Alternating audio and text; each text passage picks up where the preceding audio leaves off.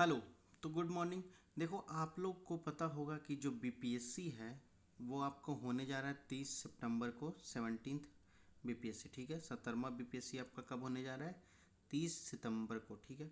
अब देखिए, जो 30 सितंबर को आपका बीपीएससी हो रहा है, तो अभी आपके पास कम से कम लगा लो 5 महीने का टाइम है। ठीक है। तो आपको क्या होना चाहिए कि थोड़ा सा मेंस का भी देखना चाहिए, क्योंकि हमें पता है बीपीएससी मेंस में टाइम बिल्कुल कम देती है। ठीक है। गिन कर अगर बात कर ली जाए तो बीपीएससी 90 दिन की टाइम देती है आपका मेंस के लिए। ठीक है। क्योंकि आपका 30 सितंबर को पेपर होगा, और जैसा कि कैलेंडर है बीपीएससी का, उसके अनुसार जनवरी में आपका मेंस होने जा रहा है। ठीक है। जिससे ये साफ पता चलता है कि बीपीएससी में के मेंस में बहुत कम टाइम है। तो ऐसे में आपको कुछ बीपीएससी के पोर्शंस अभी करने चाहिए। ठीक है। अब बात करते हैं कि बीपीएससी के मेंस आंसर राइटिंग करेंगे कैसे। ठीक है। तो बीपीएससी का मेंस आंसर राइटिंग जो है, पहले उसके लिए हमको बीपीएससी का प्रीवियस ईयर पेपर्स देखने चाहिए। तो चलिए बीपीएससी का पेपर्स देखते हैं। प्रीवियस ईयर का 69th बीपीएससी में जो पूछा गया था पेपर, वो देखते हैं। हाँ, तो देखो ये आपका है 69th बीपीएससी का जीएस पेपर 1 है। ठीक है। तो 69th बीपीएससी का जीएस पेपर 1 है। देखो उसमें जो आपका पहला क्वेश्चन आता है, ठीक है, वो देखो किससे है। कह रहा है कि आपको शॉर्ट नोट्स बनाने हैं किसके। कह रहा है इंडियन काउंसिल एक्ट 1892 के बारे में। ठीक है। उसके बाद कहता है बी क्वेश्चन है संथाल अपराइजिंग के बारे में है। सी देखिए आपका चंपारण सत्याग्रह है। डी आपका देखिए art and architecture of modern period है। ठीक है। बात करते हैं पहले क्वेश्चन की, जो कह रहा है इंडियन काउंसिल एक्ट 1892 हम कैसे लिखेंगे आखिर पेपर में। तो देखो, पहला जो होता है ना मेंस में आपका, जब भी लिखते हो तो पहला आपका होता है इंट्रोडक्शन देना। ठीक है। इंट्रो जिसको कहते हो। तो इंट्रो में हम सबसे पहले क्या करेंगे, पहले हम इंट्रोड्यूस करेंगे कि ब्रिटिश के टाइम पर क्या था, इंडियन काउंसिल एक्ट 1892 था क्या है, इस बात को हम इंट्रोड्यूस करेंगे। तो सबसे पहले क्या हम इंट्रोड्यूस करेंगे, बेसिकली हम लिखेंगे कि ये अमेंडमेंट क्यों आया था। तो ऑफकोर्स ये अमेंडमेंट जो आया था वो कंपोजिशन और फंक्शन था जो आपका लेजिस्लेटिव काउंसिल का ब्रिटिश इंडिया में, उसके लिए आया था। ठीक है। और उसका जो मेन प्रोबेबली आपको पता होगा कि ये जो मेन प्रोबेबली चांसेस जो थे वो क्या था, एक्सपैंड किया गया था, सीटें बढ़ाई गई थी नंबर ऑफ मेंबर के आपका सेंट्रल एंड प्रोविंशियल काउंसिल में। तो ये आपको इंट्रोडक्शन में मेंशन करना पड़ेगा। इतना आप मेंशन कर सकते हो, क्वेश्चन बहुत इजी रहता है। ठीक है। थोड़ा घबराने का नहीं है। हाँ, कह सकते हो थोड़ा सा लेवल बढ़ा है, लेकिन इतना भी नहीं टफ कर दिया गया कि आप क्वेश्चन सॉल्व ही ना कर सको। उसके बाद कहता है, इसके बाद आपको क्या करना होगा, इंट्रोडक्शन के बाद आपको इसके मेन प्रोविज़न लिखने होंगे। मेन प्रोविज़न लिखने होंगे। ठीक है। मेन प्रोविज़न में आप क्या लिखोगे, क्या कहा जाएगा इंक्रीज किया गया था नॉन ऑफिशियल मेंबर को काउंसिल में। तो नॉन ऑफिशियल मेंबर को जो काउंसिल में इंक्रीज किया गया था, तो कहाँ कहाँ किया गया था, तो जो देखिए बॉम्बे था, जो अब मुंबई है, वो वहाँ 8 सीट थी।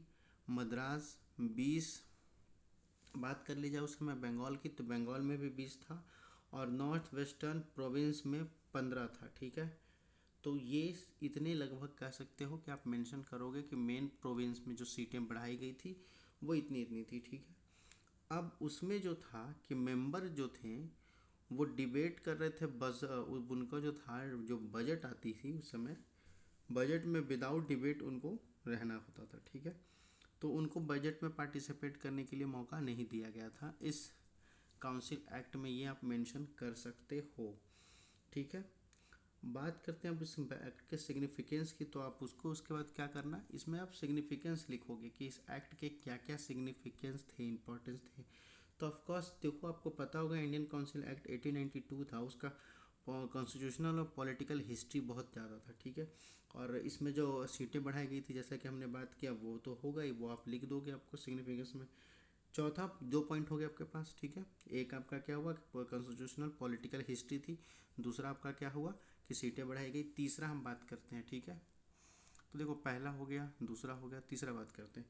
तीसरा हमारा हो जाएगा इंडियन काउंसिल एक्ट 1892 था, वो फर्स्ट स्टेप था towards the representative of government in modern India. यानी ये पहला स्टेप था मॉडर्न इंडिया के गवर्नमेंट रिप्रेजेंटेटिव के लिए। ठीक है। तो ये बहुत ही इंपॉर्टेंट पॉइंट है, ये फोर्थ पॉइंट हो जाएगा आपका। ठीक है। अब बात करते हैं फोर्थ यानी लास्ट पॉइंट का। तो ये कहता है ये जो एक्ट है ये क्रिएट किया था, आप कह सकते हो, stage to development of revolutionary force in India. इस एक्ट के कारण रिवॉल्यूशनरी फोर्सेस जो कह सकते हो वो कह सकते हो कि लागू की गई है, वो उस समय एक्ट में आई, मतलब बनने शुरू हुए, ठीक है। Because British only made a minor concern, ठीक है। लेकिन क्या चाहते थे ब्रिटिश, बिल्कुल ही माइनर कंसर्न चाहते थे, बहुत कम कंसेशन चाहते थे वो लोग। क्योंकि देखिए आपको पता होगा उन लोगों ने बजट में हमें नहीं पार्टिसिपेट दिया था, ठीक है। तो कितना इजी क्वेश्चन है। उसके बाद आप चाहो तो इसके ड्रॉबैक लिख दोगे, ड्रॉबैक के बाद एक कंक्लूजन लिख दोगे कि हाँ ब्रिटिश इंडिया में ये हुआ था, और इसके प्रो कॉन्स क्या थे आप वो लिख दोगे, उसके बाद हो गया इतना। तो मिनिमम आपको देखिए इसमें 100 से 150 वर्ड के बीच में आपको लिखना होगा, ठीक है, ज़्यादा मुश्किल नहीं है। अब देखो जैसे बात करते हैं क्वेश्चन नंबर सी, आप देखो चंपारण सत्याग्रह का बहुत ही फेमस टॉपिक है, चाहे आप किसी भी पीसीएस का या यूपीएससी की तैयारी करो उसमें भी होगा, ठीक है। तो पीस देखिए चंपारण सत्याग्रह की बात करो तो पहले तो आप देखो इंट्रोड्यूस करना, चंपारण सत्याग्रह था क्या, तो हमें पता था चंपारण सत्याग्रह में क्या था, 3 कठिया सिस्टम हुआ करता था। उससे क्या था, ब्रिटिश वहाँ सप्रेस कर रहे थे इंडिगो फार्मर को, ठीक है। चंपारण जो कि आपका बिहार में ही पड़ता है, आपको पता होगा। तो वहाँ सप्रेस किया जा रहा था, और वो क्या 3 कठिया प्रथा लाई हुई थी, ठीक है। जिसके कारण क्या हुआ था, गांधी जी को बुलाया गया था वहाँ विजिट के लिए, वहाँ हेल्प करने के लिए, उनके केस को एक तरह से कह लो जो तो आम बोलचाल की भाषा में लड़ने के लिए। तो पहले तो आप इंट्रोडक्शन दे दोगे कि ये था क्या, ठीक है। हमने इंट्रोडक्शन दे दिया कि ये 3 कठिया प्रथा थी, ऐसे ऐसे ब्रिटिश सप्रेस कर रहे थे, ठीक है। उसके बाद आप बॉडी में क्या लिखोगे, बॉडी में आपको लिखना होगा कि ये लोग परेशान थे, तो इनका एक सॉल्यूशन देखने के लिए वहाँ एक वकील हुआ करते थे जिनका नाम था राजकुमार शुक्ला, ठीक है। तो राजकुमार शुक्ला जी ने क्या किया था, गांधी जी को इनविटेशन भेजा था कि आप आइए और इनकी बातों को सुनिए। तो गांधी जी वहाँ राजकुमार शुक्ला के बुलाने पे गए थे। एक छोटा सा आपको ये कह सकते हो कि आप विद इन अ डायग्राम करके मेंशन कर देना, थोड़ा सा बना करके कि हाँ ये ऐसे स्टेप जो बना करके हम मेंशन करते हैं एनिमेशन टाइप का, वो आप मेंशन कर देना कि वो बुला करके उन्होंने वहाँ गए। बाकायदा गांधी जी गए वहाँ, उन्होंने बात सुनी सबकी, और गांधी जी ने वहाँ पर पहली बार क्या हुआ कि फर्स्ट सत्याग्रह मूवमेंट गांधी जी ने वहाँ लॉन्च किया, ठीक है। तो ये आप लिख सकते हो कि फर्स्ट सत्याग्रह मूवमेंट गांधी जी ने लॉन्च किया। और उसके बाद क्या हुआ कि उनकी जो डिमांड थी 50% बढ़ाने की, वेजेस की, जो उनका मजदूरी मिलती थी, कमाई मिलती थी, वो 50% पेमेंट बढ़ाने की थी। तो उस पर गांधी जी ने अंग्रेज और गांधी जी के बीच में समझौता हुआ था ब्रिटिश में, वो आपका कर 35% पे एग्री हो गया था, ठीक है। तो ये आप मेंशन कर सकते हो इंपॉर्टेंट मेन डेटा के फैक्ट पे, ठीक है। उसके बाद गांधी जी ने पहली बार वहाँ पर अपना एक्सपेरिमेंट किया, पहली बार इंडिया में एक्सपेरिमेंट किया था, ये याद बात को आप मेंशन कर देना, और कहना कि आपको फर्स्ट टाइम जो मेंशन किया था वो साउथ अफ्रीका में उन्होंने कहा था, लेकिन इंडिया में इनका पहली बार ये एक्सपेरिमेंट था सत्याग्रह का आपका चंपारण में, ठीक है। तो इतना लिख सकते हो आप। इतना लिखने के बाद फिर आप लास्ट में कंक्लूजन डाल दो। इजी है, बिल्कुल इजी है। अब देखो आगे चलते हैं इसी क्वेश्चन को आगे। देखिए ईस्टर्न इंडिया के केप पेंटिंग के बारे में बात कर रहा है। अब देखिए यहाँ जो बात कर रहा है, देखो बिहार का जो कह रहा है सेंट्रल लर्निंग स्पिरिचुअलिज्म की बात कर रहा है, तो ऑफकोर्स आपको पता होगा हमारा जो बिहार है बिल्कुल क्या कह सकते हो बुद्धा और जैन की धरती रही है, तो उन सब के बारे में लिख सकते हो। देखो सेम क्वेश्चन आ रहा है मिलता जुलता, चंपारण इंडिगो मूवमेंट जो था उसके बारे में इवेल्युएट कीजिए, एक्सप्लेन कीजिए उसके इम्पैक्ट जो फ्रीडम स्ट्रगल पे पड़ा। ऑफकोर्स उसके बाद क्या हुआ, गांधी जी का कॉन्फिडेंस तो बढ़ा ही बढ़ा। उसके बाद क्या हुआ था, गांधी जी को एक एक्सपीरियंस मिल गया कि हाँ वहाँ से, और लोगों के मन में भी आ गया कि एक बार अंग्रेजों से वो लोग अंग्रेज बैकफुट पे आ गए थे इस चंपारण सत्याग्रह के बाद।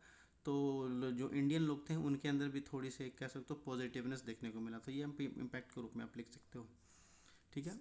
अब बात करते हैं देखो आगे।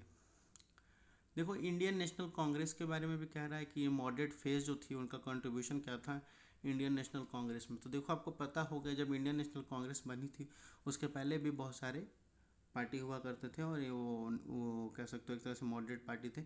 अब जब इंडियन नेशनल कांग्रेस बनी तो उनका मॉडरेट फेज क्या था, क्योंकि देखिए जब इंडियन नेशनल कांग्रेस बनी 1885 से, उसके बाद देखिए जब 2 बाटों में अलग होती है आपका सूरत स्प्लिट होती है, वो इतना में होती है 1907 में होती है, ठीक है। अब इतना होने के बाद क्या होता है, इतने सालों के बीच इन दोनों के बीच में देखिए आपका कम से कम 20 से 22 साल तक मॉडरेट का ही थोड़ा सा कह लीजिए दबदबा रहा करता था, ठीक है। उसके बाद जब स्प्लिट हुआ तो स्प्लिट होने के बाद कह सकते हो कि एक्सट्रीजन कह सकते हो कि नरम दल और गर्म दल होते हैं, तो गर्म दल का थोड़ा सा आ गया, स्ट्रीम का आ गया, एक्सट्रीमिज्म आ गई थी, तो उसके थोड़ा सा दबदबा आ गया था, ठीक है। तो आप ये सब लिख सकते हो। देखिए क्वेश्चन होता है ना जो बहुत इजी होता है, इतना भी नहीं टफ होता है कि आपको पसीने आ जाए। हाँ थोड़ा लॉजिकल होता है, आपको घुमा दिया जाएगा, लेकिन मीन्स कि क्वेश्चन इजी होते हैं। आप अगर पढ़े होगे तो आप ठीक ठाक लिख के आ सकते हो, ठीक है। अब देखिए मॉडर्न एजुकेशन की बात पे कह रहा है आपको, देखिए development of modern education in Bihar and its impact. तो देखिए आपको मॉडर्न एजुकेशन में आपको लिख देना होगा कि टेक्नोलॉजी का पहले तो आप लिख दीजिएगा डेवलपमेंट हुआ है, टेक्नोलॉजी एजुकेशन जैसे आईटी वगैरह ये सब कह सकते हो। आपका जो टेक्निकल एजुकेशन है उसमें आप बारे में कह सकते हो। इनोवेशन जो हो रहे हैं आजकल, देखिए मॉडर्न एजुकेशन की बात कर ली जाए तो कई सारे आपको इनोवेशन देखने को मिलते हैं बिहार सरकार की तरफ से। इंटरप्रेन्योर को सरकार से बहुत कह सकते हो एक तरह से बढ़ावा दे रही है, जिसमें आप तो आप ये सब मेंशन कर सकते हो। अब देखिए ये जो देखो लास्ट क्वेश्चन कहता है explain the concern of a supreme court of India combating the gender stereotype. एक देखिए कह रहा है कि आप रूढ़िवादी धारणाओं से मुकाबला करने की बात कर रहा है, सर्वोच्च न्यायालय की चिंता को उल्लेख कीजिए, ठीक है। तो ये देखिए आप ये बिल्कुल ही फैक्ट बेस्ड क्वेश्चन है, आप इसको लिख सकते हो। अगर सुप्रीम कोर्ट को आपने पढ़ा होगा और उसको जेंडर स्टीरियोटाइप से रिलेट करके आप बिल्कुल ही लिख सकते हो, ठीक है। अब आगे देखिए क्वेश्चन चलते हैं। ये 69th जीएस पेपर 1 है। देखिए आपका G20 से भी आया था वासुदेव कुटुंब। तो ऐसा नहीं है, पेपर ठीक ठाक होता है। देखिए करंट को रिलेट करके देखिए पूछा गया है।